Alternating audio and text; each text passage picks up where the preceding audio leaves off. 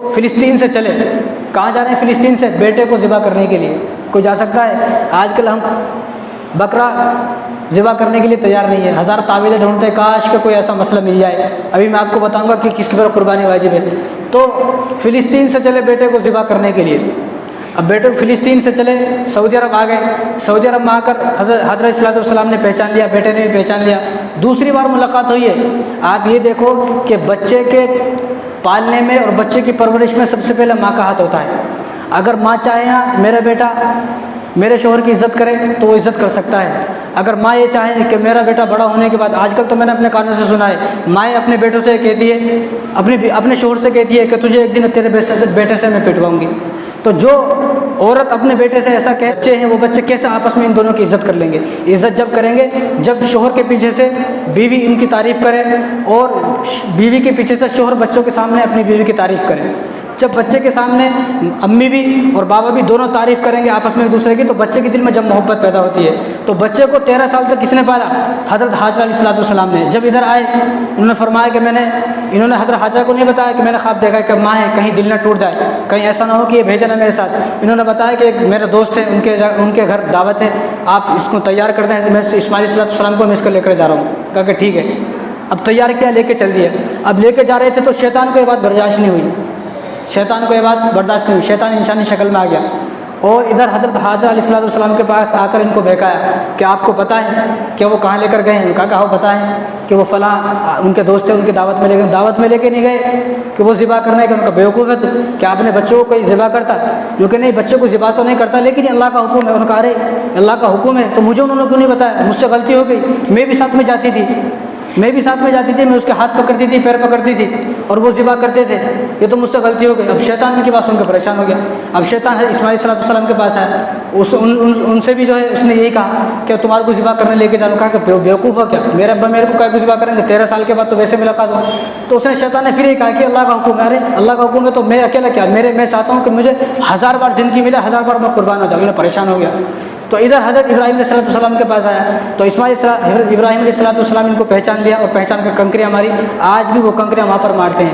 اور ایک کنکری مارنے کا ثواب ایسا کبیرہ گناہ جو گناہ توبہ سے بھی معاف نہ ہو، ایک کنکری مارنے پر ایسا ایک کبیرہ گناہ معاف ہوتا ہے.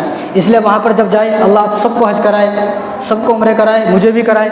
تو جو بھی جائے وہاں پر خوب طبیعت سے مارے شیطان کو، خوب طبیعت سے. ایسا نہیں آج کل تو ویڈیوز کتنی ہے، ایک آدمی پیچھے ستا کہ یوز کر رہا، وہ پہنچا اس نہیں وہاں تک، اس کو ایسا مارے جیسا کہ کسی دشمن کو مارتے ہیں.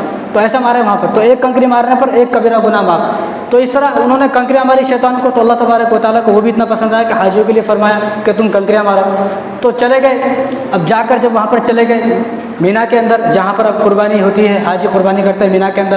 تو میدان مینا کے اندر چلے گئے. جب اپنے بیٹے سے فرمایا کہ میں نے خواب دیکھا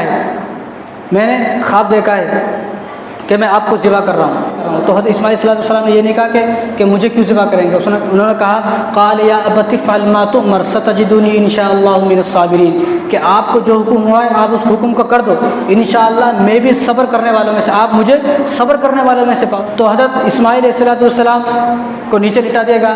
تو اسماعیل علیہ السلام نے 3 وصیت کی. کس سے وصیت کر رہے ہیں؟ باپ سے. کیا پہلی وصیت کہ آپ ایسا کرو کہ آپ اپنی آنکھوں پر پٹی باندھ لو. اگر آپ مجھے دیکھو کہ میری نظریں آپ کی نظریں سے ملیں گی تو ایسا نہ ہو کہ محبت کا جذبہ جو ہے زیادہ ابل جائے اور آپ مجھے ذبح نہ کر سکو. تو آنکھوں پر پٹی باندھ لو. انہوں نے آنکھوں پر پٹی باندھ لی.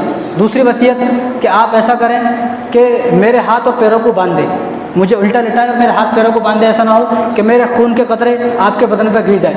یہ کون کہہ رہا ہے؟ بیٹا ذبح ہونے سے پہلے. تیسری وصیت کیا ہے کہ آپ اپنے کرتے میں جب میں ذبح ہو جاؤں تو آپ اپنے کرتے کا کفن بنا کر مجھ کو دفن کرنا، یا مجھ کو جو بھی کرنا ہے تو جو میرا کرتا ہے اس کرتے کو اتار کر میری والدہ کو دے دینا. کہ جب بھی میری والدہ کو میری یاد آئے گی تو میرے کرتے کو دیکھ کر مجھے یاد کر لے گی.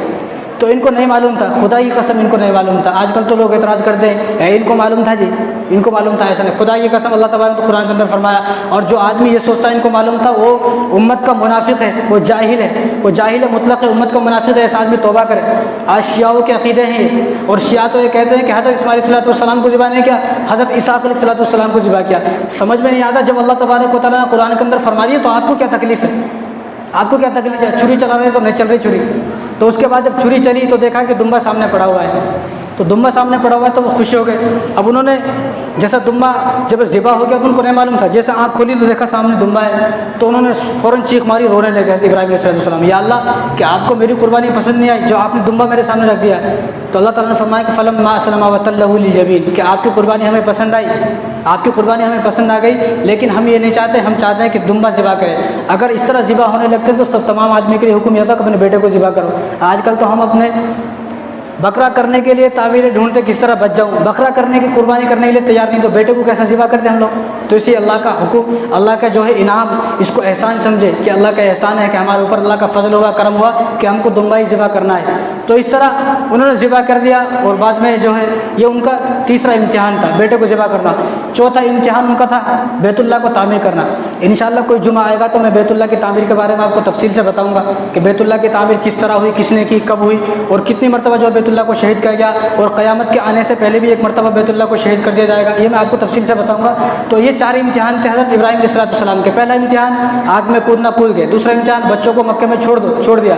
تیسرا امتحان بیٹے کو ذبح کرنا, کر دیا. چوتھا امتحان بیت اللہ کی تعمیر.